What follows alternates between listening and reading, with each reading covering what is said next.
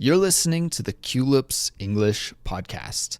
To download the study guide for this episode, which includes the transcript, detailed vocabulary explanations, real-world examples, and a quiz, visit our website, culips.com. Culips.com. Hello, everybody. My name is Andrew. And I'm Jeremy. And you're listening to Culips.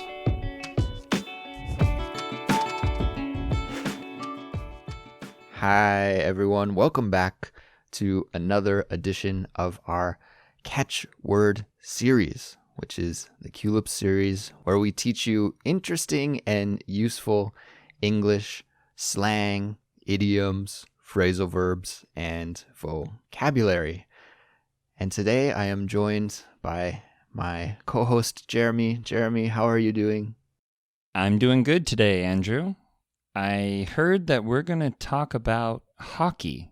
Yeah, today's episode kind of breaks the mold from our regular catchwords episodes, because usually what we do here is we deep dive into one or two English expressions. But today we're going to look at a host of expressions that I recently heard while I was listening to a hockey podcast. And I thought it was so funny the way that the hockey speakers were talking. They have their own kind of English that was really unique, I thought. And I thought, well, other people don't really talk this way. This is really specialized hockey slang and hockey vocabulary. And I know, Jeremy, you are an American, and I just have the gut feeling that you're not a hockey fan. Is that true? That is true. I have gone to a couple hockey games in my life. There is a very famous hockey team in my hometown, but other than that, I haven't watched it on TV, or I've never played it either. So, no, I'm not a big fan. Okay, so this is perfect, because what I thought would be interesting to see is your reaction to some of these specialized hockey slang expressions. Can you use your native speaker intuition to understand what they mean, or are they completely foreign to you? This is the experiment that we're going to do here today. Oh boy. So I'm going to be tested. Yeah, I'm sorry. You're in the hot seat today. You're going to be tested. All right. I'm ready. I'm ready. Okay. And to all our listeners, I do want to say that I'm sorry, because these expressions maybe aren't extremely useful to you in your everyday life. I don't think you'll be able to use what you learn here today regularly. So you can kind of just sit back and relax and enjoy this episode. Don't feel like you really have to study and memorize the expressions that we will talk about today. Unless you really love hockey. Unless you really love hockey, then you're going to want to learn them. But nonetheless, we still have made a study guide for this episode that includes a transcript and some detailed explanations and examples of some of the other expressions that you'll hear Jeremy and I use today. It's a great resource. It's available on our website, culips.com. So if you're interested in studying along with that, please visit the website to download it.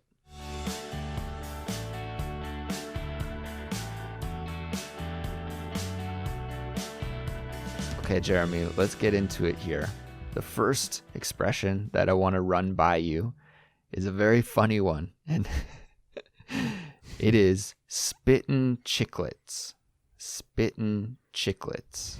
This is actually the name of the podcast that I was listening to. Spittin Chiclets. Yeah. Do you have any idea what this could mean? Well, you gave me a hint there that it's the name of the podcast. Yep. I know that spitting is often shortened to spittin'. Right, exactly. As it is here. Yep. And spitting is sort of a shooting something out, that motion. I also know that chiclets is often a term used for gum, little pieces of gum that are sort of like pellets. And so it makes me think it means hitting pucks. Hitting hockey pucks. Spitting, like hitting, like spitting them out. Yep. And chiclets, like little puck-shaped objects. So it makes me think hitting hockey pucks. It would be the meaning. Good guess, but unfortunately, you're wrong. Oh, my goodness. What does this mean? I'm curious now. Okay, well, a major component of ice hockey is fighting. Okay, it's one of the only sports where two players can legally, in the middle of the game, just start hitting each other in the face. Okay, maybe boxing and some sort of martial arts, you can do this, but you can also do this in hockey. It's a very popular part of the game and a very common part of the game. In fact, each team will have players called enforcers, and their job really is just to go out there and roughhouse and fight with other players. And it's become kind of a legendary part of the game. Some players are immortalized for their fighting skill. And so what Spittin Chiclets means is spitting your teeth out after a fight, because the teeth are white squares, right? Essentially. And chiclets, the gum that you mentioned, they are also white squares. They kind of resemble teeth. I see. So after the fight, if you're kind of spitting your teeth out, you're spitting chiclets. So it's a metaphor for the fighting aspect of the game of hockey. Exactly. Exactly. Wow. Jeez. Very violent. Very violent. Yeah, it's a rough one, but this kind of expression is something that you could hear in Canada when somebody's bragging about a tough hockey player. Maybe, for example, you might hear a sentence like, let's say there's a hockey player with the last name Smith, okay? And it's also very common in Canada to give everybody a nickname by adding a Y to their last name. So Smith would be Smithy, okay? I see. So you might hear an example like, Smithy played in the third period even though he was spitting chiclets. Or even after he was spitting chiclets. So even after he fought and lost some teeth, he still played in the game in the third period. Wow. All right. Let's move on to the next one. I think this one's easier, Jeremy. I think you'll be able to guess this one. Okay. We kind of use this in other aspects of English too. It's not purely a hockey expression. Okay. So it's a verb. To chirp or to squawk. Okay? To chirp or to squawk.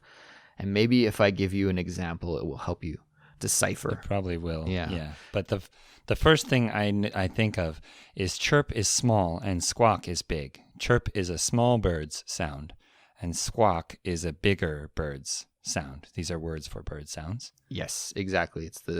Chirp is like maybe a small chickadee or a small songbird might chirp, chirp, chirp. And squawk is like a big, maybe a crow or a raven or a goose or a bigger bird. So what's the situation? Yeah, let me give you a situation. For example, maybe you could say, we'll go back to Smithy, the example of the player named Smithy. You could say, Smithy was chirping at me all game.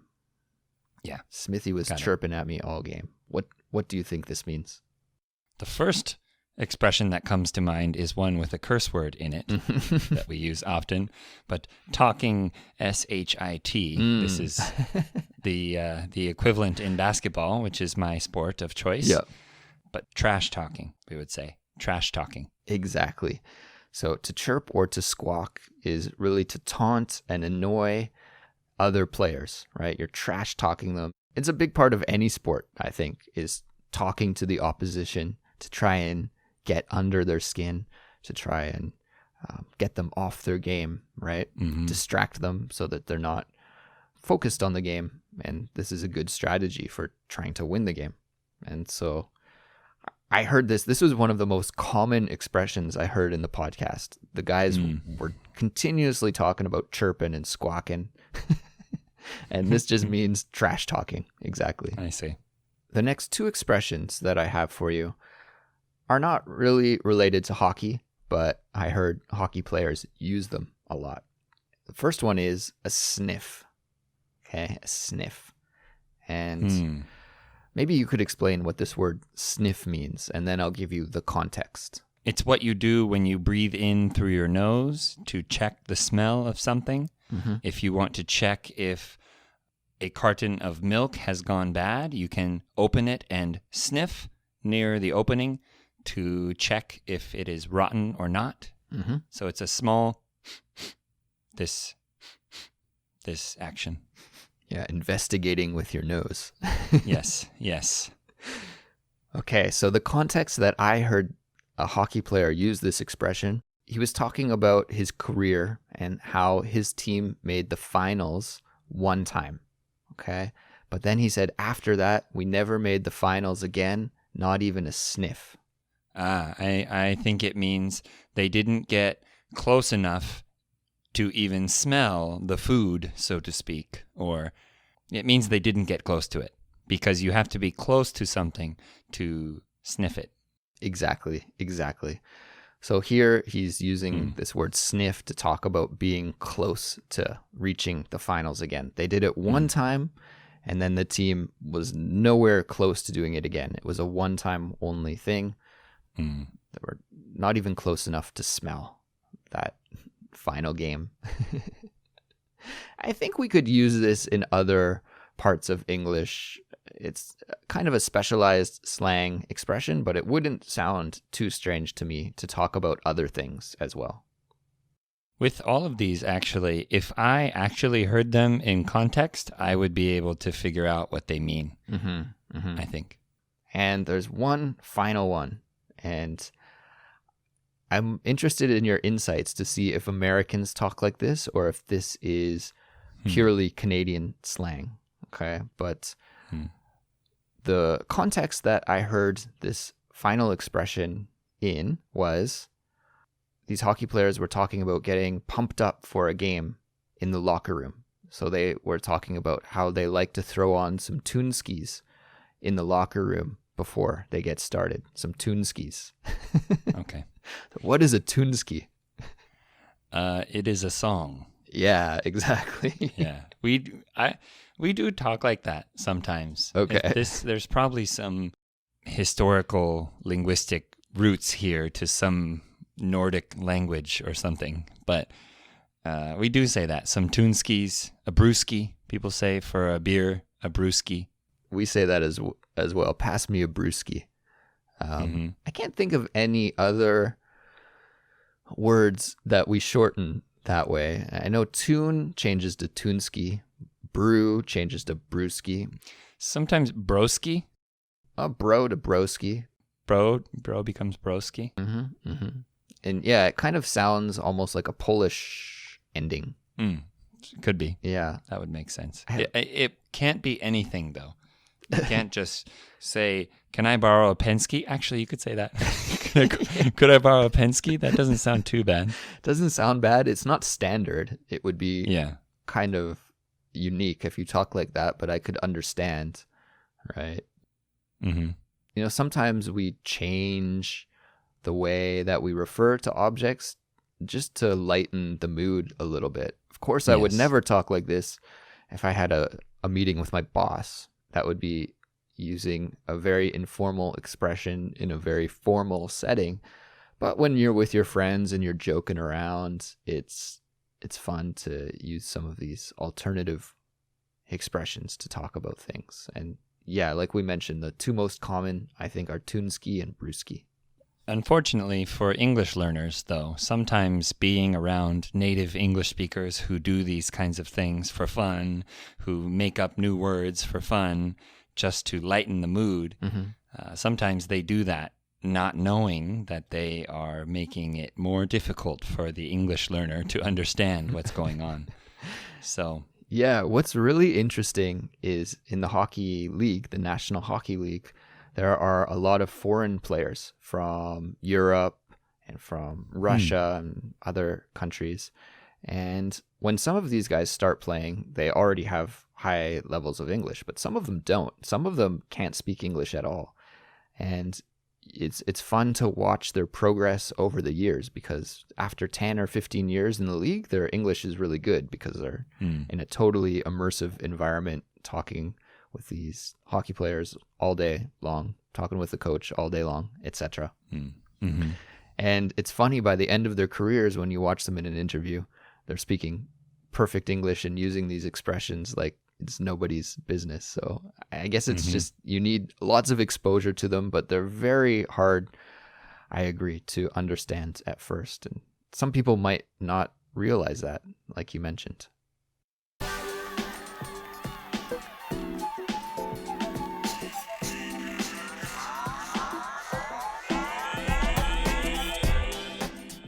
So if you're interested in hockey or sports in general, perhaps you found this episode helpful today. And each sport has its own set of these kind of words, different idiomatic expressions, phrasal verbs, things like that are used. So maybe you can tell us about some that you've learned through your time watching sports, and you can share them with us on Facebook or via social media. Yeah, we're on Instagram, YouTube, Twitter, Facebook. Our email address is contact@culips.com. So if you'd prefer to contact us through email, please do it at that address. Jeremy, this was fun. Maybe next time we can do this. It was fun. With basketball. You can throw some basketball expressions at me. Let's do that. We'll see how it goes. Okay. Thank you for listening, everyone. We will be back soon with a brand new Culips episode, and we'll talk to you then. Goodbye. Bye.